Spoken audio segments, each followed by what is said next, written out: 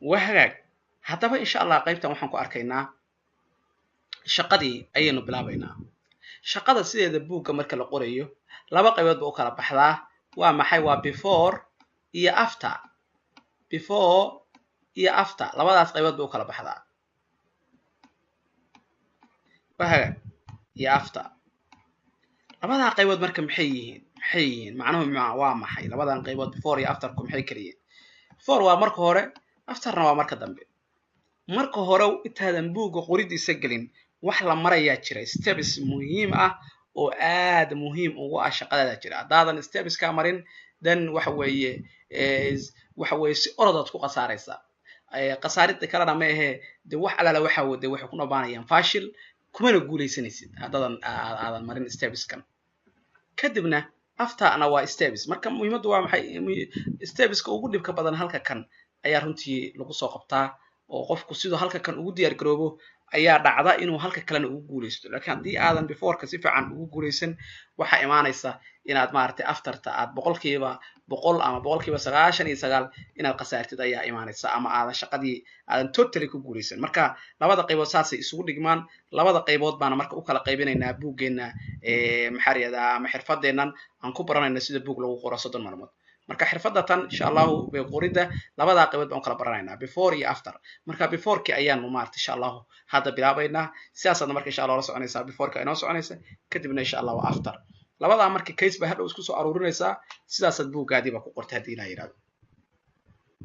marka koobaad first marka koobaad maxaynu u baahanahay qodobka koobaad waa kan qodobka koobaad waxaan u baahanahay finding your writing space waa muhiim qodobkan waa muhiim waxaanay markii lagu sheego waa aad u fududiin aad bay u fududahay marka lagu sheego aad maqashid laakiin in reality marka dabaqaysid wax laga inaadan wax weyn u arag ka tagtid oo hadhow faraha ka qaadid hadhow dhowr sano kadib markii wixii fashil soo dhabaad inaa fahamtid oo dhahdid war macallin hadda ka hor ama markaan maartay aan dhageysanayay xirfadka barnaamijkaas saas u ahaa finding your writing space muhiim bay ahayd ma garanaysaa marka inaa fahamtid marka writing space waa maxay meesha wax ku qori lahayd waa inaa heshid number 1 xagee wax ku qoraysaa xagee wax ku qoranaysaa meel aad ku shaqaysatid example qofka haduu furanayo maxaa raada shirkad ganacsiga xafiis ba u baahan tahay Soomaa marka meesha aad ku shaqaynayso work space ba u baahan tahay work space xafiis hadaa dhayd ka waran waxaan furanayaa shaabadahayga waxaan gacmaha ku qaadanayaa iyo xafiis baan saa ku wataa ka waran hadaa dhayd iyo miiskaygi iyo wixii ba saas ku wareejin marka xitaa de in lagu aaminaa baad ka aanayso Soomaa marka tan waa same oo macnaha waxa waaye waxa laga rabaa writing space inay hesho writing space marka dhowr beelood bay noqon kartaa meesha wax ku qoranayd waxay noqon kartaa xaafadaada oo kale noqon kartaa gurigaada waxa soo dhiganaysaa maxaa la yiraahdaa miis ba soo dhiganaysaa miiska soo dhiganaysaa halkana kursigaadii ayaad maartay insha Allah aad soo dhiganaysaa markaana hadii Ilaahay yiraahdo miis iyo kursi ayaad maartay meel ku soo habaysanaysaa halkaas aad marka waxa weeye writing space kaada meel xoogaa jabaqdana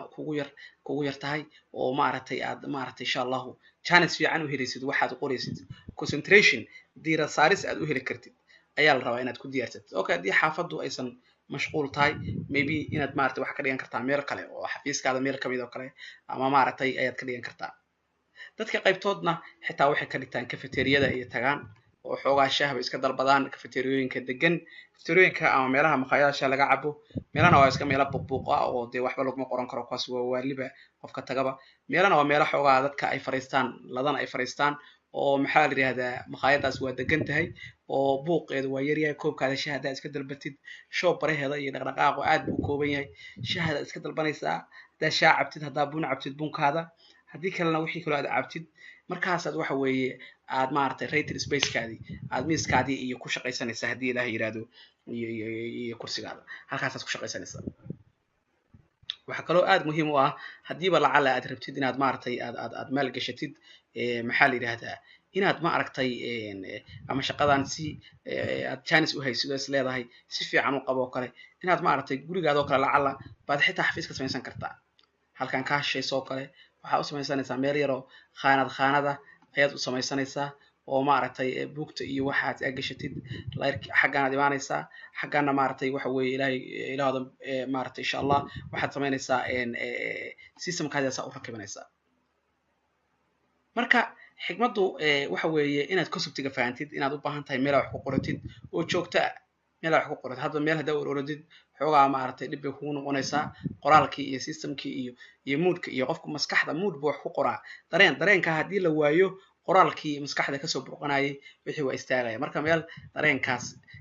maaragtay wadaysa oo kordhin karta oo excitement xiise gelin karta ayaad u baahan tahay waa hagaag marka waxa weeye qofku wuxuu isweydiinayaa ma qasaba inaan wax maalgeliyo oo qarash badan iyo hawl badan hadda aniga oo example buuggayga ugu horreeyaan qorayay waxa weeye maxaa raad waxaan oo dhan ma haysan marka waxa weeye sariirtayda iska dul saarnaa laptopkayga iyo miis yar oo caag ah baan saa u saartay saasaan u shaqaysanayay buuggii ugu horreeyey saasaan ku qoray marka xigmaddu waxa weeye qasab ma aha inaad maaragtay ku guulaysatid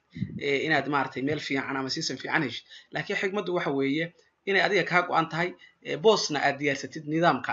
aad diyaarsatid deerta dhibka kugu ahata marka hore marka dambe oo dee xaaladdu ku kala kacdana waxaaba laga yaabaa inaad heshid maxaa la yidhahdaa meel fiican oo markaa iyo system fiican wax ku qoratid buuggaada labaad iyo saddexaad iyo afraad markaad qoraysid waxaaba laga yaabaa insha allahu in maaragtay baasha ku kala kacdo ood markaa aad maaragtay meel fiican ku fadhidid marka waxaan rajeynayaa inaad qodobkan aad u fahantay aad ayaad umahadsantihiin insha allah waa inoo iyo steebka xigta